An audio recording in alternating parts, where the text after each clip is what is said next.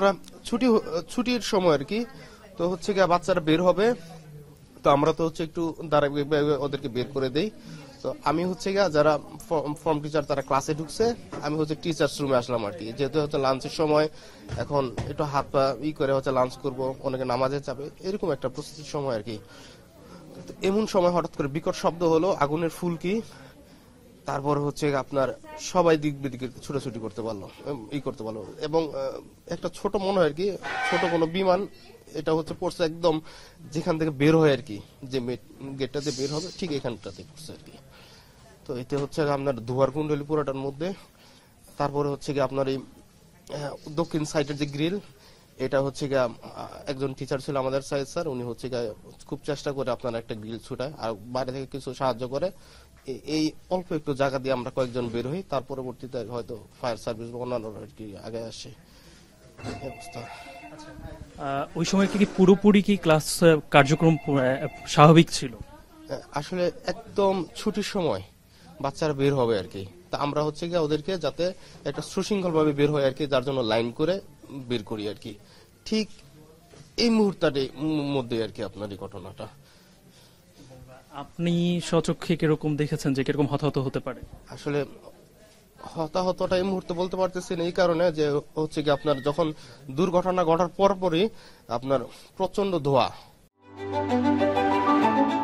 Hire Google TV, endless color, smart living. তো teachers রুমে হচ্ছে কি আমরা দুজন টিচার ছিলাম, এর মধ্যে হচ্ছে কি আপনার আমরা সিদ্ধান্ত নিতে পারতেছিলাম না কি করবো, সামনে আগুন, ভিতরে আমরা ধোয়ার মধ্যে।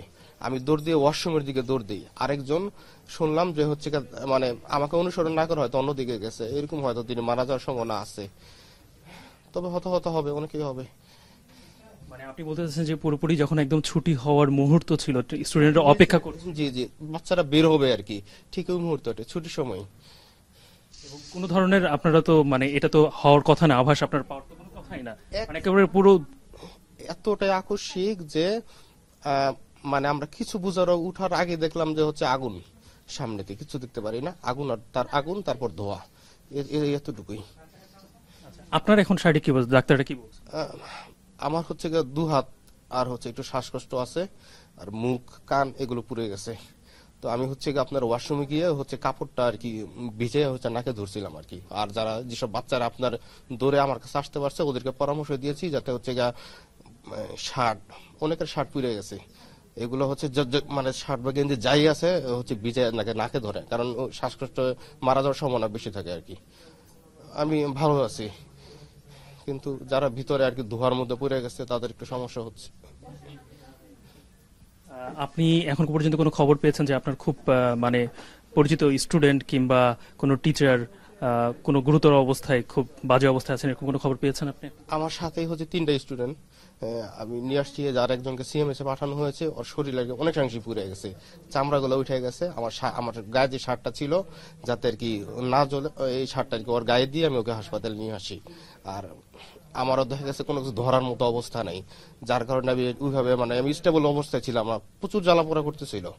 যতটুকু পারছি আর কি আমি কয়েকজনকে মানে উৎসাহ দিচ্ছি যাতে হচ্ছে গিয়া ধরে রাখে ভিতরে না থেকে ধোয়ার মধ্যে, কিন্তু হতাহত হবে অনেকেই, কারণ এতটাই আকস্মিক ছিল যে মানে কি করব এটা বুঝে উঠতে পারি নাই। আচ্ছা, এরপরে দুঃখিত আপনার একটু সময় নিচ্ছে আমি, যে আপনি এরপরে নিশ্চয়ই আপনার সেন্স কি ছিল ওই সময় ঘটনার পরে এরপরে আপনাদের উদ্ধার কার্যক্রম কখন থেকে শুরু হয়?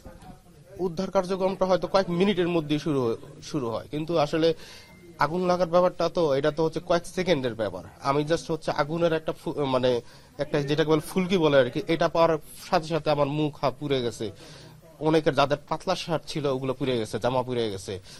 তো যাদের হচ্ছে গিয়ে আপনার মানে এরকম কোনো হচ্ছে ব্যবস্থাই ছিল না যে কি করব, মানে এটা মানে এতটা অ্যাক্সিডেন্টাল, আমি মানে কি মানে কোনো আমাদের কোনো মানে কি করবো এই মানে একটা সিদ্ধান্ত নিতে পারতেছিলাম না।